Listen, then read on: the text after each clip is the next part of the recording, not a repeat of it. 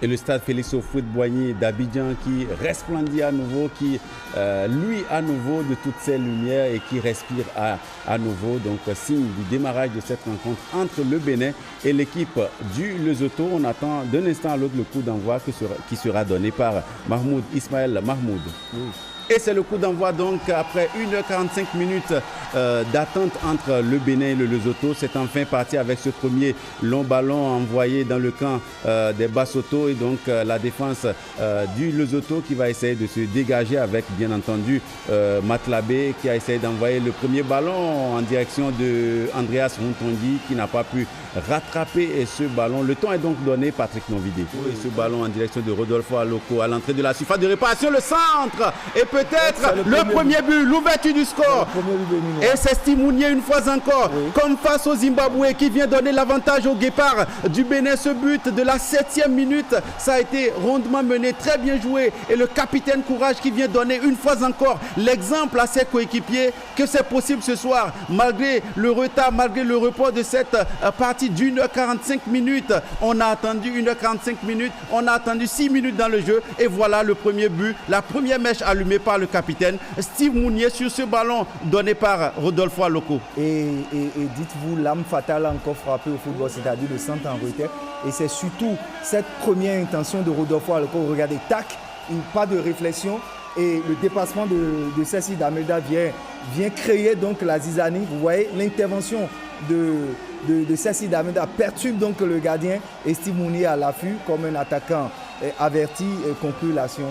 Je pense que c'est une action rondement menée et qui montre qu'il faut poursuivre les attaques jusqu'au bout. Réaction peut-être du Lesotho sur ce ballon peut-être de Tambatso qui va essayer de frapper. Attention, c'est pas passé si loin que ça.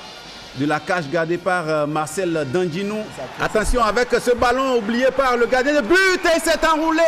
Et c'est Andreas Rontongi qui offre l'avantage au Bénin qui cosse la note à 2-0 à la 23e minute. Le salut militaire du joueur de Sampaoli. Oui, un joueur en confiance, complètement en confiance. Un joueur qui a une qualité technique qui se confirme de plus en plus. Je pense qu'à cette allure, il ne fera pas long feu à Sampaoli.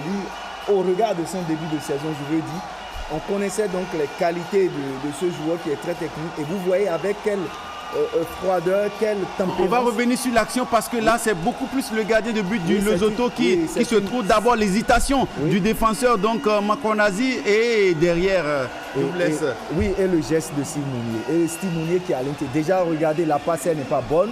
Et il a rentré carrément la remise pour le 1-2. Et cette talonnade inspirée donc de Steve Mounier. Regardez, le geste a été complètement raté. Regardez Steve Mounier qui anticipe sur l'appel d'Andrea Rontongi. Et le ballon placé d'Andreas Rontongi, le salut militaire derrière, la joie de Rodolfo Aloko et de tout un groupe. 2-0 pour les Guépards du Bénin qui entament, on va dire, qui sont dans leur match et qui ont une belle entame. C'est que la lumière tienne jusqu'à la fin de cette partie parce qu'à 2-0 avec une fois encore la tête de Mohamed Tidjani qui était monté aux avant-postes sur ce coup franc. Et je pense qu'il pourrait mieux faire, il pourrait mieux Bruno regarder, il pourrait mieux faire, il est seul, il faut cadrer ces gens de ballon, il faut les cadrer, regardez, il a le temps il a un peu pris avec l'épaule et tout, mais je pense qu'il peut mieux faire ce soir. On a les ingrédients parce qu'il y a la place. La charge de Motebang sur Olivier Verdon.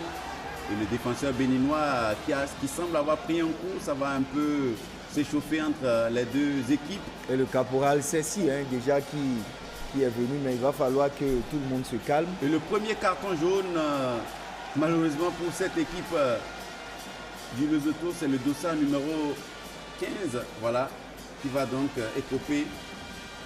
C'est Jane Tabanso.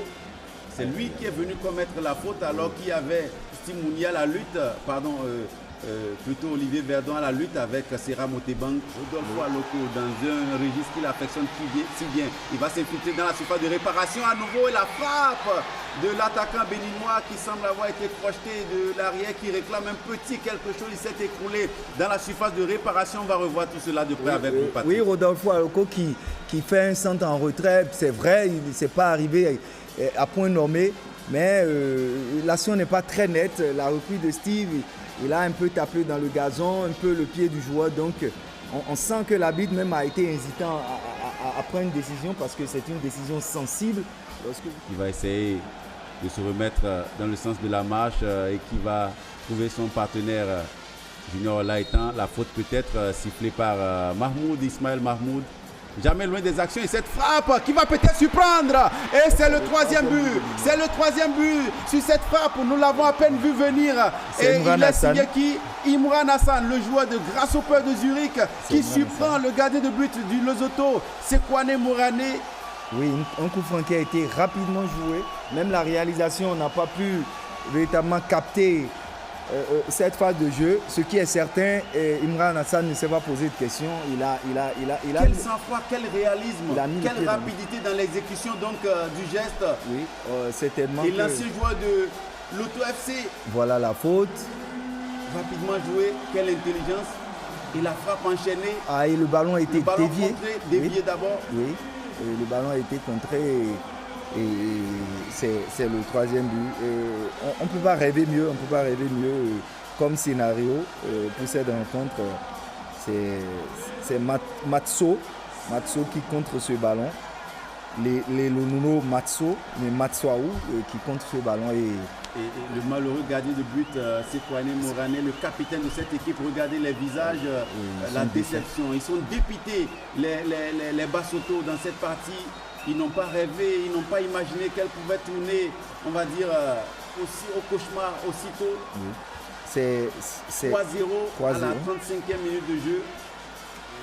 Très intéressant. Jouer avec la récupération de balles en milieu de terrain. Ils sont trois. Mounier, Olaitan et Rodolfo Aloko sur le côté. Peut-être pour le 4-0. Le crochet, l'enroulé. Malheureusement, ça passe à côté. Et le sélectionneur Guénotre qui se tient la tête parce qu'il voit manquer le 4e but de cette partie.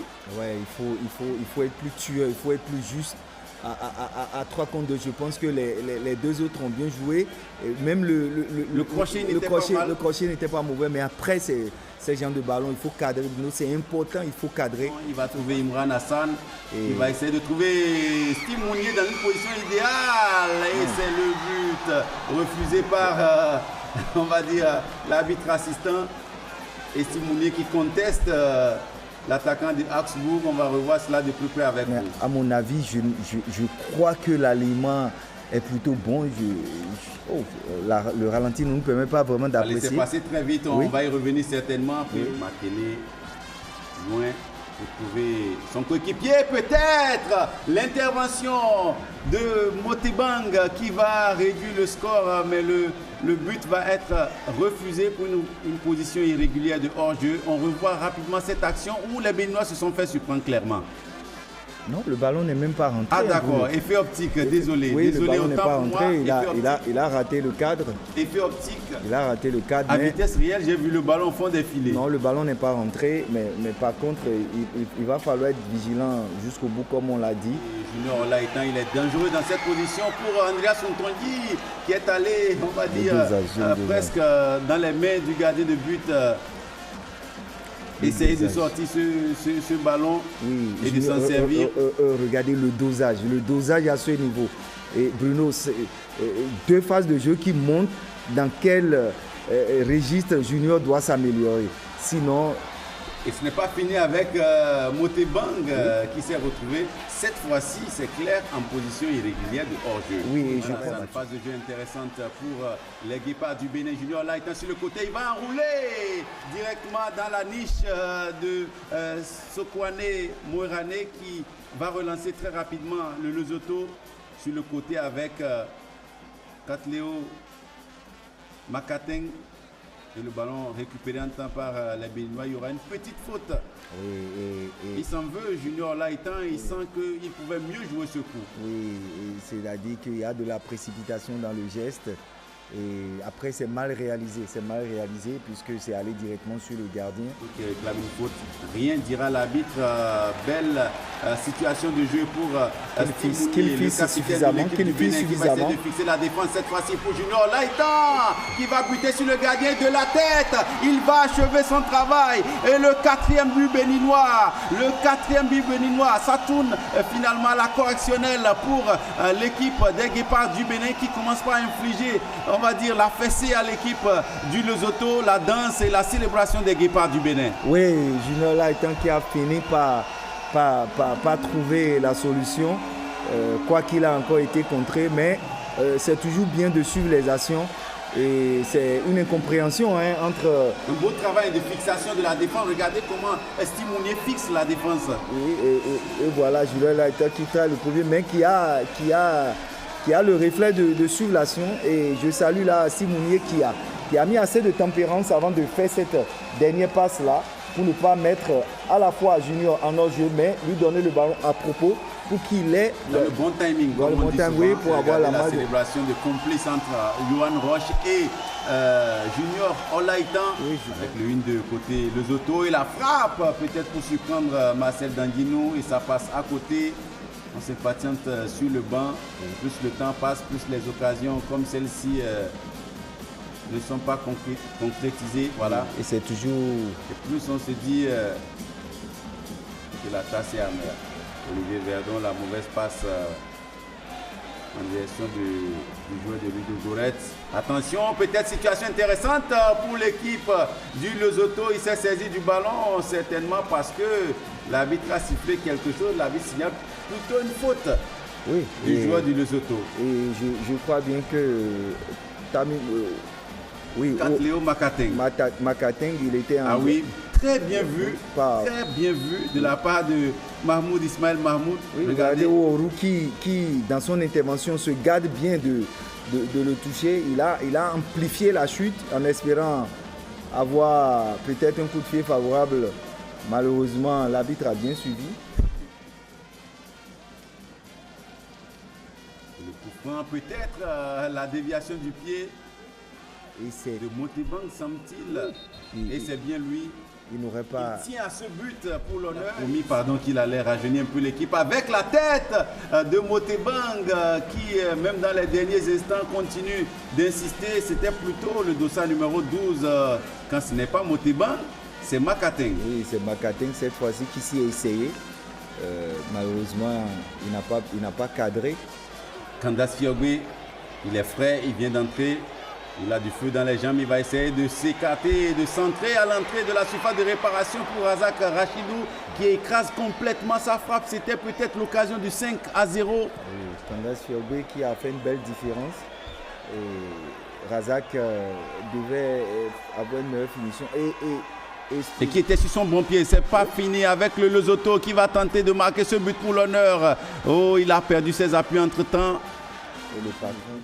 Mais parlant de Racha et Razak Rachidou. Attention pour ce ballon avec Motebang et la frappe du pied gauche de l'attaquant du Lesotho qui n'est pas du tout verni ce soir. Il aura tout tenté, il aura tout essayé, il aura fait tout ce qu'un attaquant peut faire dans une partie pour essayer de marquer l'unique but, le seul but qui aurait été le but pour l'honneur de cette équipe du Lesotho. Malheureusement, ça ne passe toujours pas. Et derrière, il y a sur cette action un énorme Marcel Danguino qui est resté très vigilant. Oui, il est resté sur ses appuis et la frappe aussi a été un peu écrasée. Donc du coup, ça n'a pas mis totalement en difficulté Marcel Danguino. Mais il faut faire l'intervention là. Il faut la faire, c'est très important. Et Bruno, sans vouloir être très d'uni. Et l'arbitre Ismaël Mahmoud qui va mettre fin à cette partie, qui va mettre fin à cette torture des Guépards du Bénin infligée au Likwena, au crocodile